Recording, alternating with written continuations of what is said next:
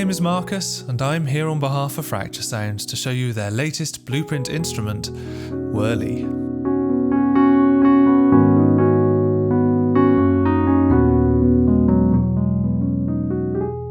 If you happen to be new here, Blueprint is a series of free virtual instruments compatible with the Kontakt Player, which is also free to download, curated from Fracture Sounds' experiments and passion projects. In the case of Blueprint Wurli, we have what I would say is a spiritual successor to our very first ever Blueprint, Electric Keys. And whereas Electric Keys was based on a 73-key Fender Rhodes, this instrument, as the name might suggest, is based on a vintage Wurlitzer. I'm going to walk you through the controls real quick, and then I'm going to play you a piece of music that is written by another composer, which might be a Fracture Sounds first, which shows off very nicely how it sounds in context. Let's get into it.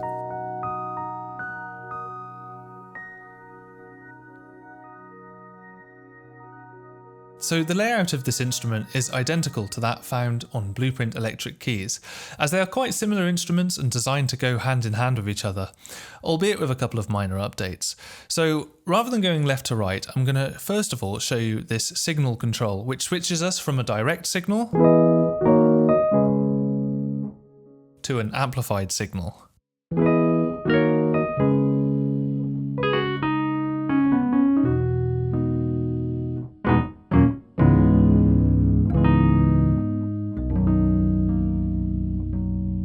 Slightly grittier sound. I'm going to put that back on direct for the time being. And the option to control the volume of our key presses.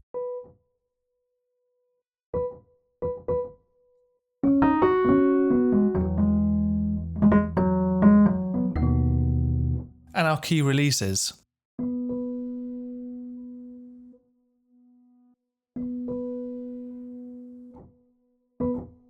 I really like how those both sound when they're turned up, but for now I'm going to put them roughly back on default, and then go over to our non-mechanical sound controls. First of which is stereo spread, which if we bring this all the way down, this takes us from an almost mono signal. It's not completely mono.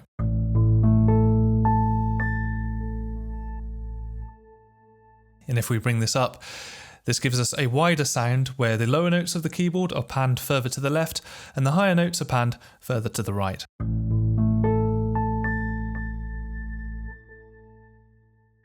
Moving over one, we have our chorus control, which gives us some nice retro-y sounds.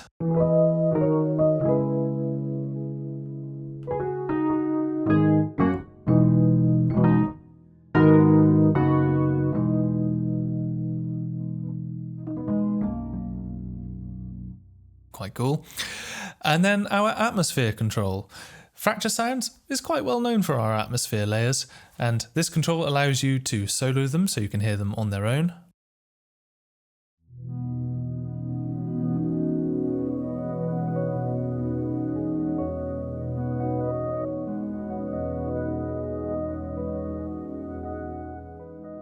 You can hear some of the beautiful resampling that the team have done there. I really like reversed keys, I think they sound great. I'll unsolo that and set it back to default, roughly. And then our reverb control. By default, this is set to room. If I just crank this up, you'll hear how it sounds.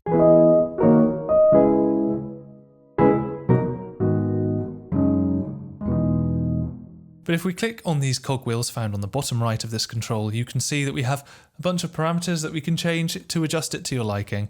Chief of which is the type, which by default is room, but you've got hall, which is a little bit more echoey. And then a bunch of convolution reverbs. I mean, there's a whole list here. Let's try a scoring stage. Super warm, that. And my personal favourite, as some people might know by now, a very long and dreamy one called Shimmer.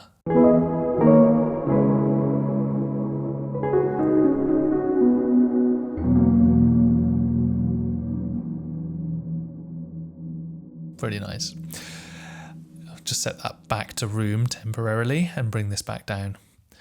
Finally, if I hit these cogwheels over on the far left, it'll take us to the instruments settings behind the scenes. First of which is sample start. Now this cuts into the start of the sample to ease playability, But if you want a more realistic sound, you probably want to bring this all the way down so you get the most realism.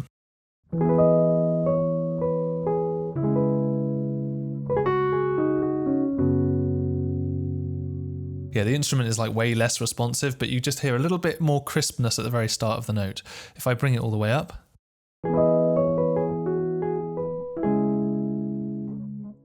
back down again.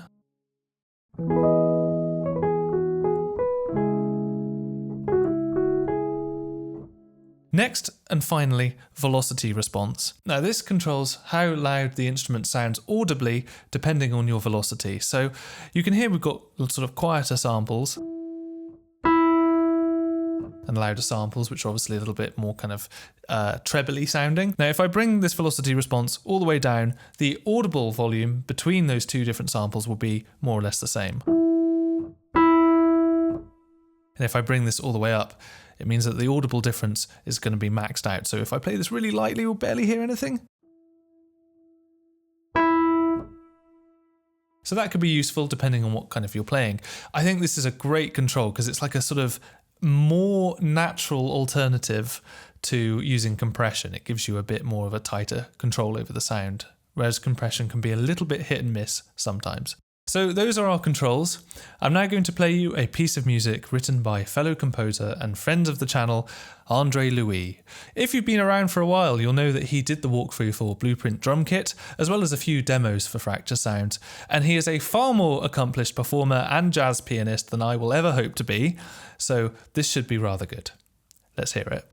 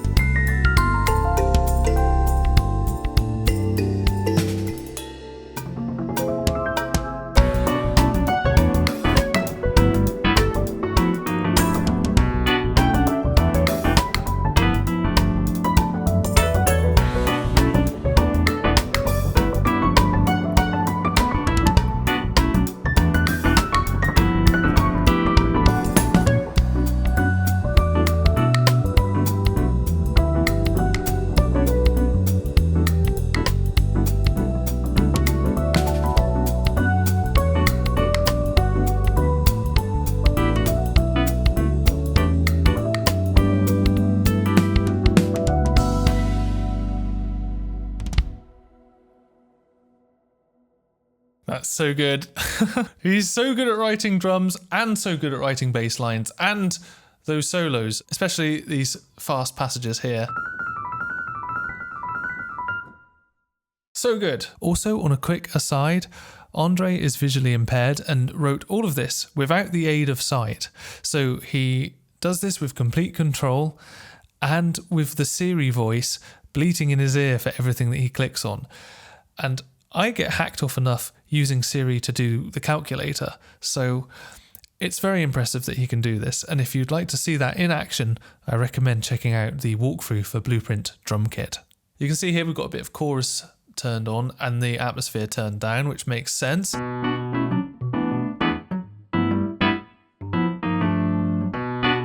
That's a really good amount of chorus, that. We've got solo 1, let's have a listen to that on its own.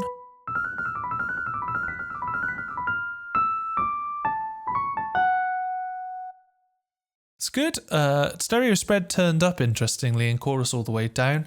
Solo 2, stereo spread turned up and chorus turned all the way up. Now, I saw a little bit of automation here on the Atmos layer. This is controlled by the mod wheel, which I neglected to mention earlier, so we can see that in action here.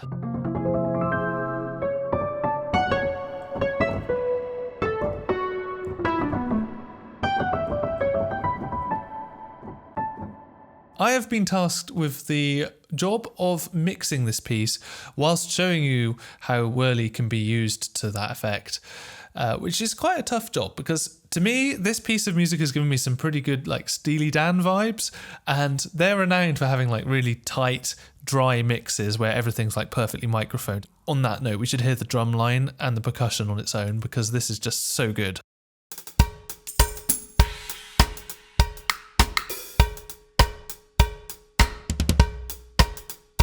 And the outro here.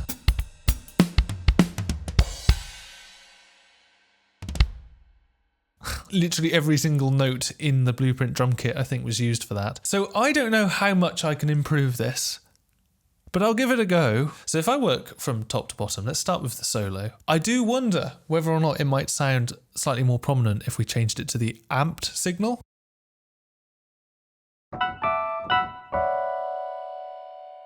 Compared to the direct signal. Direct is a little bit warmer and quite kind of sounds a bit more like we're in a room. Speaking of which, actually, on the reverb, what have we got?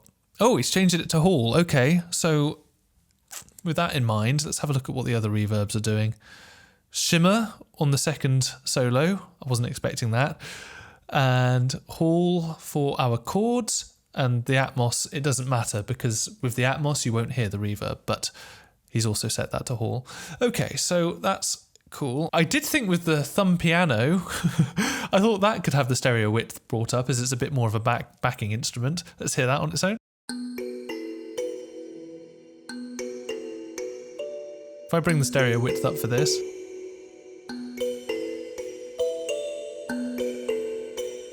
Now, audibly, that's made it a little bit louder, so to compensate for that, I might bring the volume down just by 1.5 dB and compare it. Could go a little bit further. And then let's hear how it sounds in context.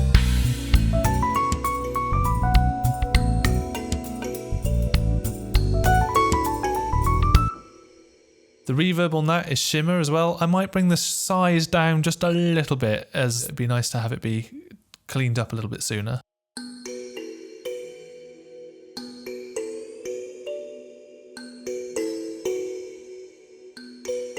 Go even more, I think.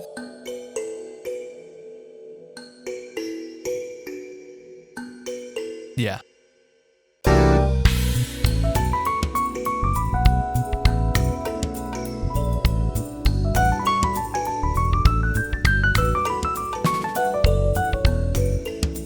So we're still getting that kind of nice bright sizzle sound, but it's not getting too reverberant and too melding together with other notes, if that makes sense. Back to the Wurli. So Andre's turned the stereo spread right up, which to be honest I quite like doing as well because it just gives you a bit more of a stereo cinematic kind of sound. As it's a solo, let's just hear how it sounds with the stereo spread turned down and the volume boosted maybe a little bit.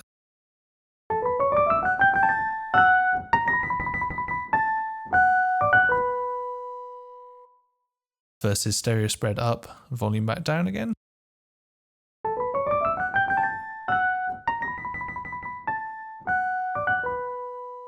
Having it turned all the way down and, like I said, that almost mono signal right in the center of the stereo field, it's a little bit more direct and it feels like we're maybe facing somebody playing a little bit more. So I might try doing that and leave it turned down there. I would also be tempted to wonder whether or not the velocity response could be changed. But going over to the settings page, actually, I've noticed that the sample start is set to 40 milliseconds, which is the default. Now, as I said earlier, if we bring the sample start all the way down, the latency, of course, goes up, so it's a little bit slower to respond, 100 milliseconds. However, we can compensate for that over on the left in the track delay tab, where if you enter negative 100 milliseconds, if you now play something and quantize it, even though there's a 100 millisecond latency, because you've told Logic, or whatever your DAW is, to move that forward by 100 milliseconds, it'll sound perfectly in time. Where it gets a little bit complicated working on somebody else's project is that Andre has recorded and played all of this in with a 40 millisecond delay, which I can compensate for still, but rather than doing negative 100 in the track delay, I will do negative 60, which of course is the difference between minus 40 and minus 60. So with any luck now, if I play, this will still be in time, but we'll get all of the sample start basically.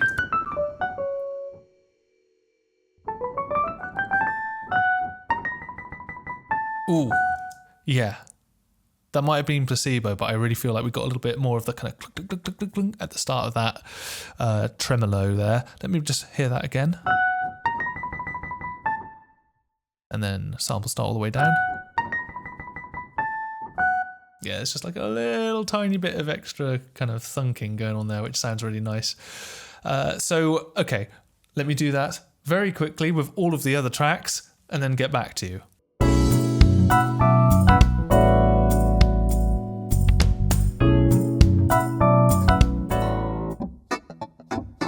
This is the clavinet. And again, some really good cluster chords there. This is how you make use of these instruments properly. Ooh, well, this instrument has a bunch of different tones. Let's just go through those quickly.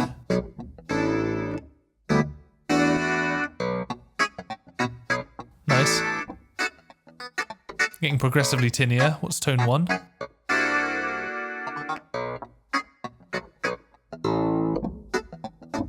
Nice, yeah. I agree with Andre, I think tone 2 is the best. Again, make sure we're in time. I think he's played this instrument in freehand, and this is like some really impressive playing. I will bring the track pre-delay up to minus 50, just as it looks like it's all on tempo anyway. So let's do that and have a quick listen. Okay, there we go. Ooh, yeah, that's good. There's our bass. And percussion.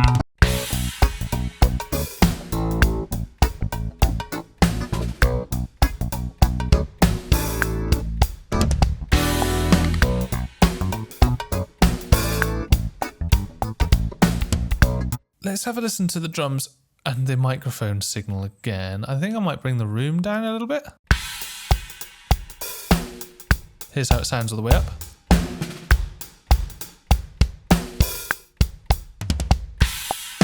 Yeah.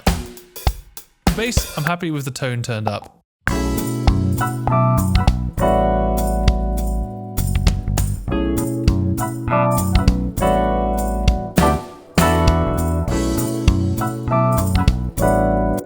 With everything else taken care of, let's now return to the Wurli and have a look and see if I could maybe tweak some of the settings with the stereo spread and the reverb perhaps a little bit.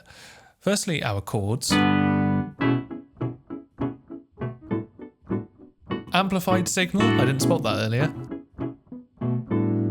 Bring the chorus up.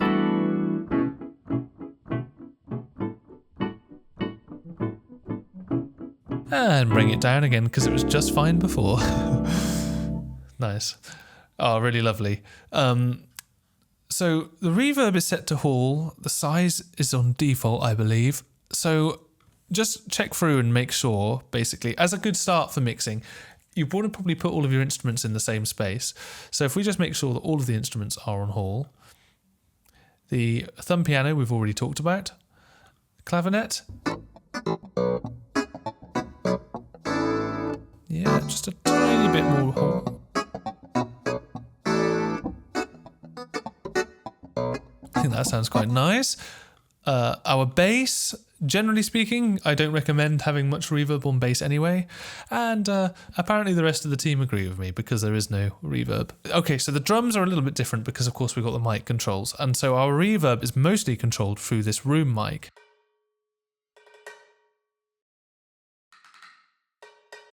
Now, if I solo these two tracks together, Something's happened to the drums. They are now extremely loud. I'm not sure how that happened.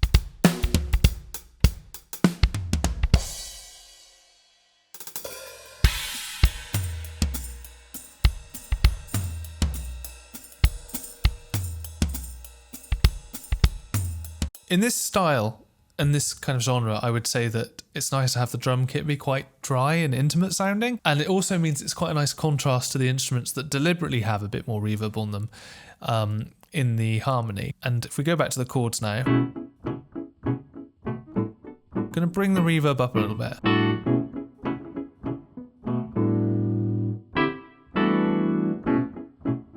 Bit too much.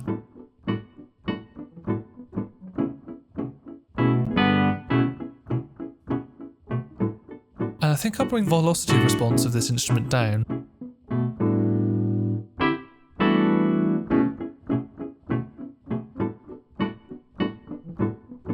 Because you can hear how he's playing on the offbeats. You kind of got this dun dun dun dun dun dun dun dun dun dun dun, and those offbeat notes are naturally being played quieter than our main ones, as you can see via the colours.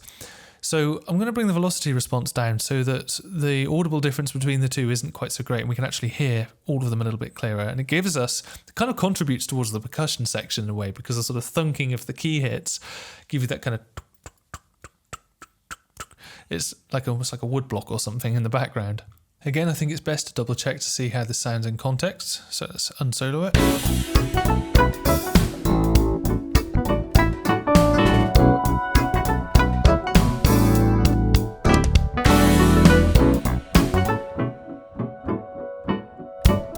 So actually in this case we can't really hear the difference with the key press sort of cranked up, in which case I would actually suggest going in the other direction.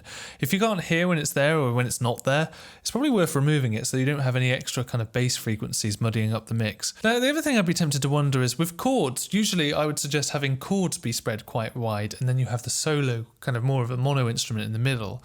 That's normally how I've always done it, but I'm tempted to second guess myself here. Let's have a listen to it with the stereo spread turned up.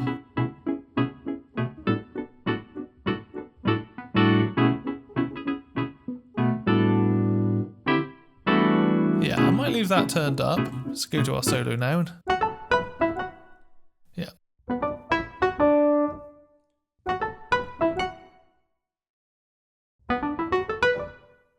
Does sound good with it turned up though, to be fair.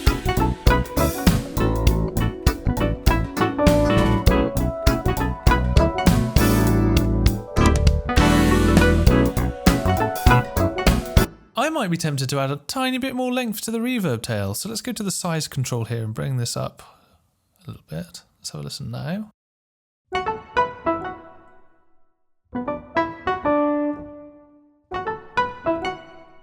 Let's have a listen in context.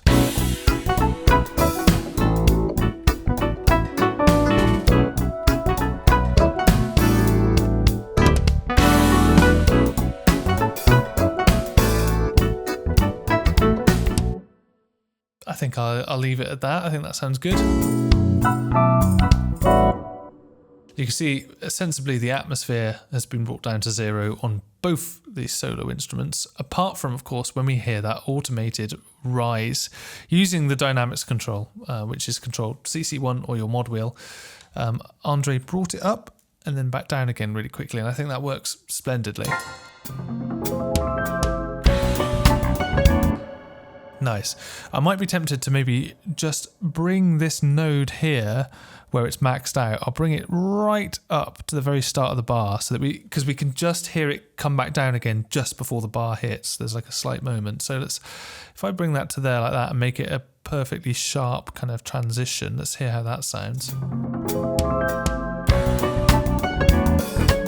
I'm pretty happy with how that sounds. I'd say that that's like pretty much as good as I can get it. We talked about this before the video, and I think it's important to try and show you as much as possible what can be done within the Blueprint instrument itself. And for all of these instruments, I would be tempted to say, do this, where I bring in a low cut and sort of have a look for the kind of fundamental. Let's have a listen to this solo again. Yeah, I'd be tempted to low cut that to about 80 hertz. So you still get those nice key noises, but now we don't have the real kind of like thuddy bass, which for a solo, which is kind of right hand only and quite high register, you don't really want that. So I would go through and do this with all the instruments to whatever degree necessary, depending on what it is. Make it quite a steep slope, 48 dB per octave. So if I bring it up too high, we can hear what it's doing, and then you bring it back down again until you can no longer really... Yeah. I'm going to go a little bit aggressive with it. I'm going to go 42 Hertz, and basically it's taking away a little bit of the kind of thuddiness of the kick, and it's just making it a little bit tighter, which I think goes quite well with the genre. So you could do that for all the instruments as well, and then of course introduce some compression. However, before you jump to using compression, I do recommend heading over to the cogwheels on the left and then changing the velocity response. I will leave it at that.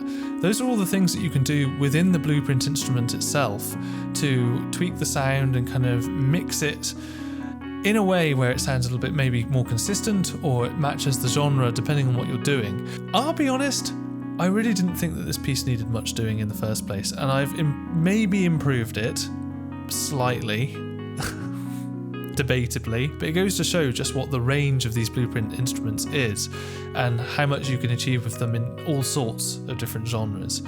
And it's been really fun working in a genre that I am no way accustomed to today. So that's that. I hope you've enjoyed watching me not improve Andre's piece. A big thank you to him for providing this demo for us on very short notice and doing a pretty kick-ass job of it. If you'd like to download Blueprint Wurli, you can do so by following the link in the description to the Fracture Sounds website. And otherwise, consider subscribing to this YouTube channel so that you don't miss any more groovy, free instruments in the future, and I will see you when I see you. Goodbye.